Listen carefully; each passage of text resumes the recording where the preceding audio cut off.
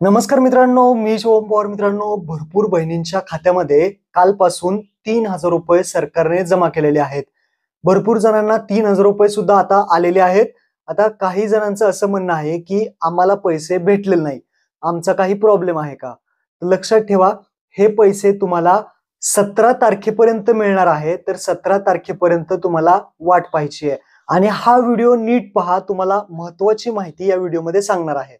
कारण 27 लाख महिलांचं जे काही आधार कार्ड आहे ते बँकेला लिंक नाही आणि त्यामुळे भरपूर जणांना असा सुद्धा मेसेज आलेला आहे की मुख्यमंत्री माझी लाडकी बहीण योजनेअंतर्गत आपला अर्ज प्राप्त झालेला आहे, परंतु आपले बँक खाते आपल्या आधारशी संलग्न नाही.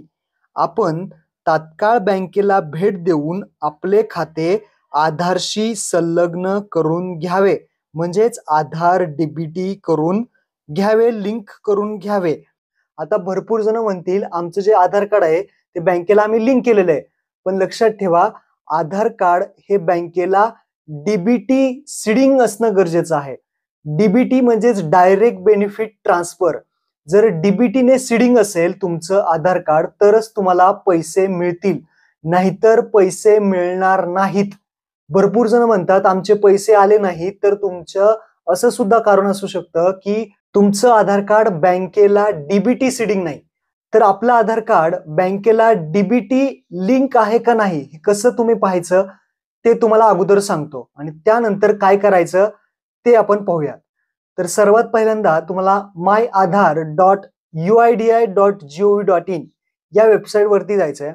या वेबसाईट वरती गेल्यानंतर तुम्हाला तुमचा आधार नंबर टाकायचा आहे आणि लॉग इन ऑप्शन वरती क्लिक करायचं आहे. लॉग इन केल्यानंतर जो आधार कार्डला मोबाईल नंबर लिंक आहे त्यावरती ओटीपी पाठवला जाईल. तो ओटीपी तुम्हाला इथे टाकून तुम्हाला सबमिट करायचंय, लॉग इन करून घ्यायचंय. लॉग इन केल्यानंतर तुम्हाला 5 नंबरचा ऑप्शन आहे बँक सीडिंग स्टेटस, यावरती क्लिक करायचंय आणि तुम्ही इथे चेक करू शकता. तुम्हाला इथे दिसेल की तुमचं आधार कार्ड कोणत्या बँकेला डीबीटी लिंक आहे. इथे जी बँक दिसतीये ती तुमची ऍक्टिव्ह असणं गरजेचं आहे.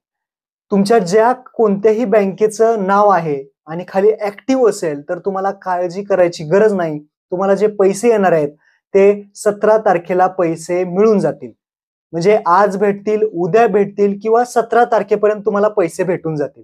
फक्त तुमचं डीबीटी लिंक असावं, म्हणजेच तुमचं इथे बँकेचं नाव दिसलं पाहिजे आणि ऍक्टिव्ह दिसलं पाहिजे, तरच तुम्हाला हे पैसे मिळतील. आता भरपूर जण असे आहेत, 27 लाख महिला अशा आहेत की त्यांचं डीबीटी लिंक नाही.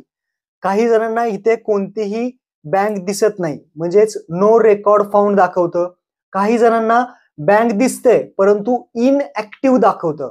तर लक्षात ठेवा, इनऍक्टिव्ह दाखवत असेल किंवा कोणतीही बँक दाखवत नसेल तर लगेच पोस्ट ऑफिस मध्ये जावा आणि एक IPPB इंडियन पोस्ट पेमेंट बँकेचं एक डिजिटल अकाउंट उघडून घ्या. लगेच जाऊन डिजिटल अकाउंट उघडून घ्या, म्हणजे तुम्हाला येणारे पैसे या पोस्ट ऑफिस मध्ये येतील. आता भरपूर जण काय म्हणतात की आम्ही फॉर्म भरताना दुसरं अकाउंट दिलंय आणि आधार कार्डला लिंक दुसरं दाखवतंय. तर लक्षात ठेवा, जे बँक अकाउंट तुम्ही फॉर्म भरताना दिलेलं आहे त्याचा काही संबंध नाही. तुमच्या आधार कार्डला जी बँक लिंक दाखवत असेल, ऍक्टिव्ह दाखवत असेल, त्या बँकेच्या खात्यामध्ये डायरेक्ट तुमचे पैसे जमा होणार आहेत.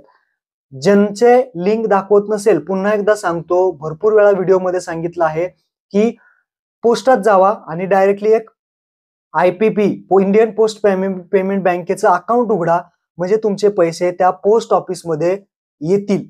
तर थोडाच कालावधी तुमच्याकडे शिल्लक आहे, लवकरात लवकर आपलं आधार सीडिंग करून घ्या. आणि ज्यांचं आधार सीडिंग आहे त्यांना काही करायची गरज नाही, त्यांचे पैसे आत्ता काही दिवसात 17 तारखेपर्यंत तुमच्या अकाउंटला जमा होतील.